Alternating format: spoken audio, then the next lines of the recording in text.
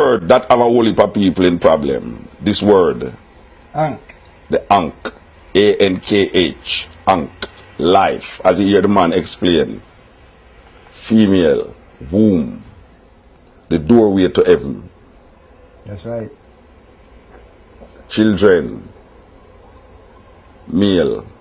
Almost like a phallic symbol too. Yes. Penis. Yes. Yes. Putting everything together, you get the balance. We lose that balance. We need to return to the balance. We need to recognize the feminine in the divinity. We get lost in Judeo-Christian and Islam mindset.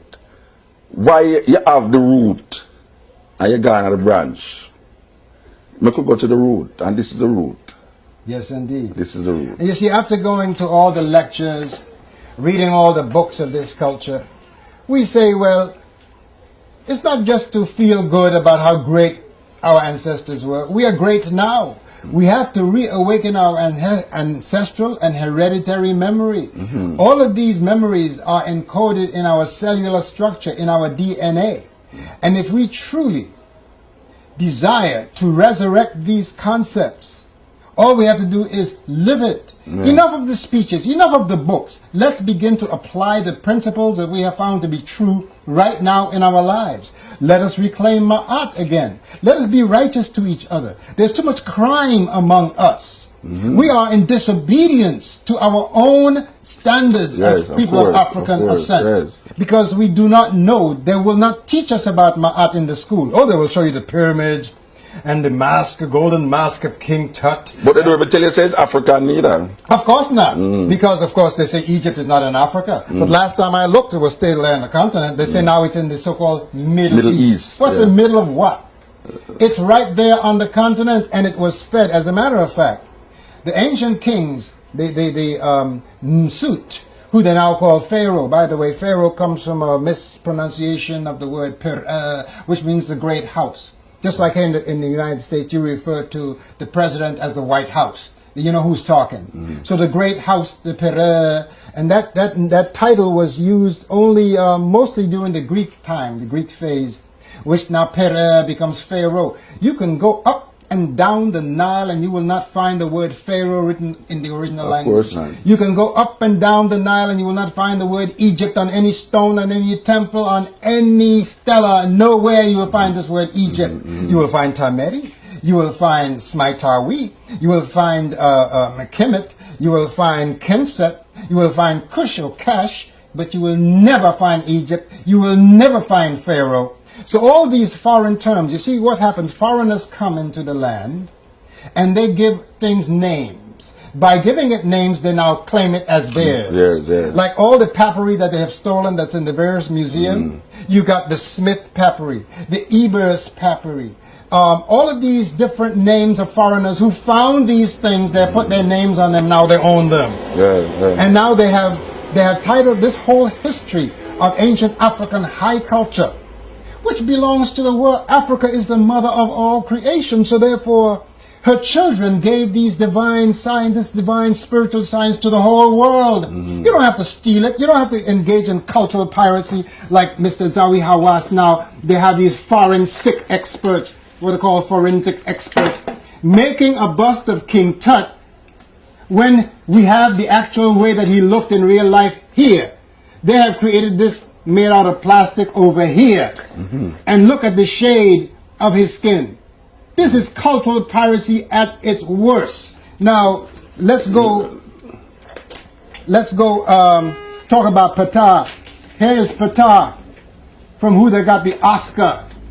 I've been hearing that for years now, that the symbol of the Oscar was taken from precisely this symbol here, and without a doubt, it's how it stands. You can recognize that it is. You can find that in the book by Tony Browder.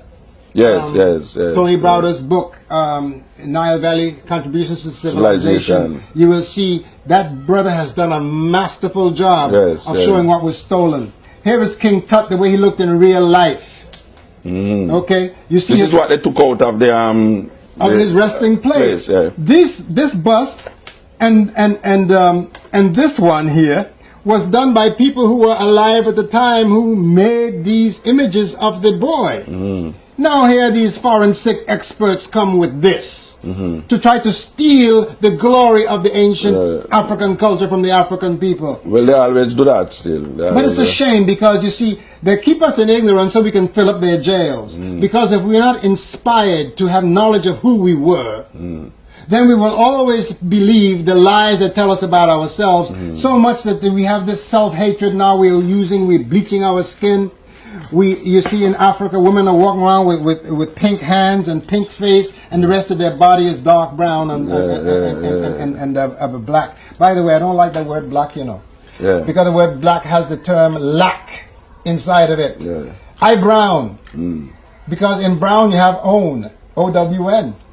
You see? All right, there's a next story. That's a next story. That's the next story. All right, but you know, the usurping of these ideas from them time has caused us as African people to really go down, down, down, down.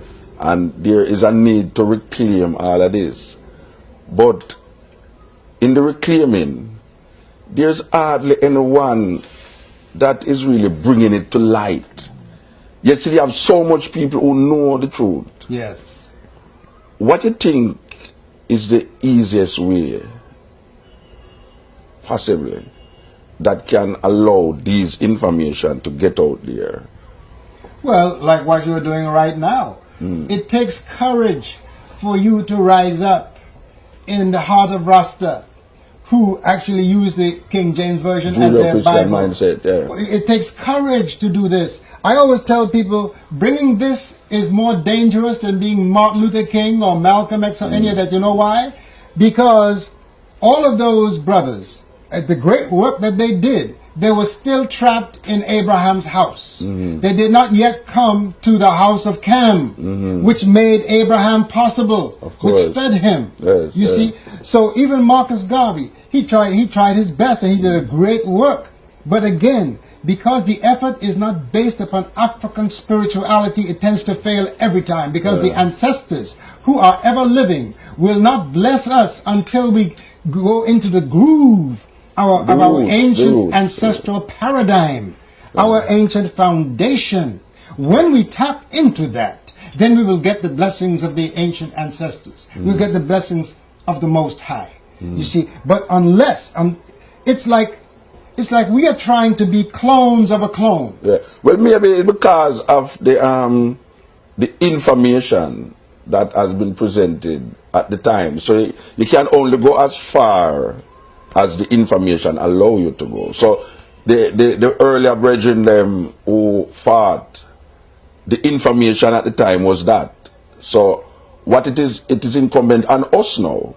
Who is here now, who gather more information. Because, you know, we have like internet, you know, YouTube, all of these things that is spreading information that we don't really have to go now into some specifically European mind, because we have man like Ben Buchanan. Dr. You know, Ben, you know, as you say, you have Anthony Broder, you have, you know, a whole heap of scholars that is African. Theophilo Obenga, Dr. Sheikh Anta Diop. Sheikh Anta Diop, which is very important as a Senegalese scholar that has drawn so a whole heap of things out of the pyramids and make it come to light, you know. But you see, now we are suffering from information indigestion. We read, we gobble like Pac-Man, but we don't put into practice that which we are internalizing, which our eyes are telling us.